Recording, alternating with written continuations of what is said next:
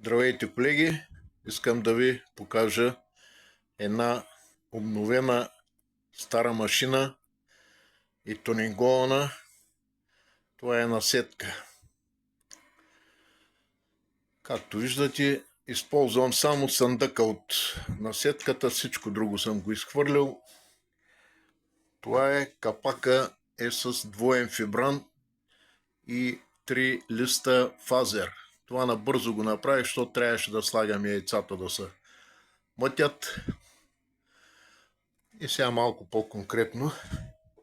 Значи управлението е фазово управление, това е управлението. Отзади е трафчето за вентилатора на 12 волта е. Това е ключето, където обръщам яйцата, ролките. Въртя. От тук се наблюдавам какво става вътре. Ето и хидрометъра е там. Яйцата са на 2 седмици. Точно 14 дена днеска правят. И друго да уточня, влагата, от тук си я наливам водичката в ваничките.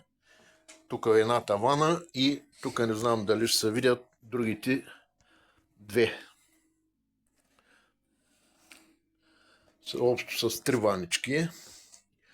Това е термометъра.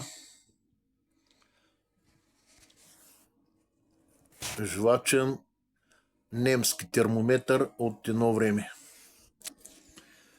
Контролно си го местя и тук в този отвор срещу положено на това. Да проверя. И там, но температурата не мърда. А сега да отворим да ви покажа и вътре. Ето на яйцата. За около 58 и 60 може, но така, тук е с една верига. Това са ролките, които въртят яйцата. И сега ще махна някои яйце да ви покажа долу и тавичките. Не знам дали ще могат да се видят. Ето е долу. Да. Долу е едната и до нея малко по-нататъка е другата тавичка. Какво правим? Това е един съндък с колан с 2 лампи и един вентилатор на 12 волта. Отдолу има друга тава, точно под лампите и под вентилатора, за да може въздуха да преминава през водата и да увлажнява въздуха. Дъното ми е от фибран, 4 см фибран и тавичките са вкопани в фибрана. Те са наравно с дъното, за да може струята да ни среща препятствие. И съндъка долу, то е плътно, отдолу 3 см е срязан, за да може струята да минава през този разрез и да отива и да топли яйцата, нали, отдолу на нагоре. Тук също е изрязано, не е плътно догоре, на около 4 см, за да може топлия въздух, вентилатора да го засмуква от тук и просто да се го върти. Ами, конкретно това е ето и хидрометъра, само че той е обърнат наобратно. Тук нещо стана, не се затвори.